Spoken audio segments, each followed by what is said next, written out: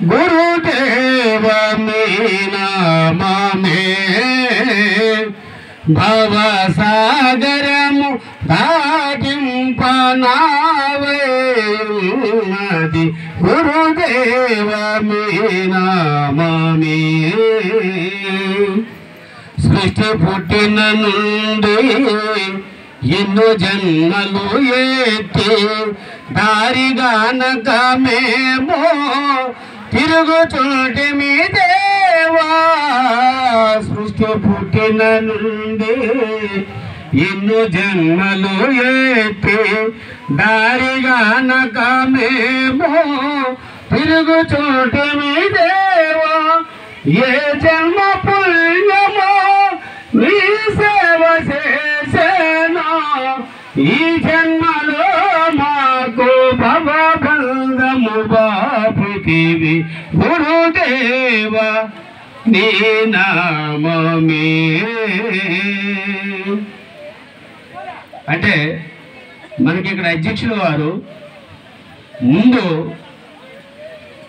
గురువు యొక్క మహత్యము, గురువు యొక్క స్థితి, గురువు యొక్క ఆయన తాలూకు ఎట్లా ఆయన గురువు సేవ చేస్తే మనం తరిస్తామనేటటువంటి విధానమే చెప్పమన్నారు. పరిపూర్ణ బోధకి అంటే ఎల్లొద్దని అనలేదు, కానీ ఈ స్థితి ముందు తెలిస్తే ఆ తర్వాత పరిపూర్ణ బోధ. అందుకనే ఇక్కడ మనము సృష్టి పుట్టిన నుండి ఎన్నో జన్మలు ఎత్తే దారి గానక మనము తిరుగుతుంటుంది.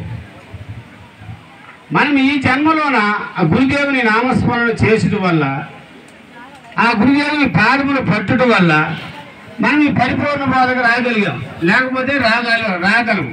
అందుకుంటే గురుగీతలో 91వ శ్లోకంలో అంటారు, గురు కృపా ప్రసాదేన బ్రహ్మ విష్ణు మహేశ్వర సామాత్యం ఆగమా సర్వే కేవలం గురుసేవయ.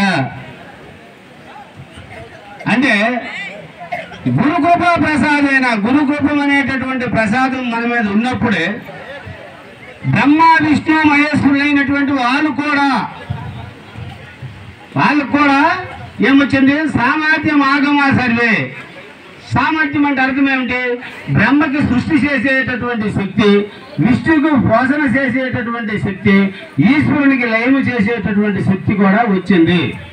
దేనివల్ల వచ్చింది అంటే కేవలం గురుసేవయ, గురుసేవ చేయటం వల్లనే వచ్చింది.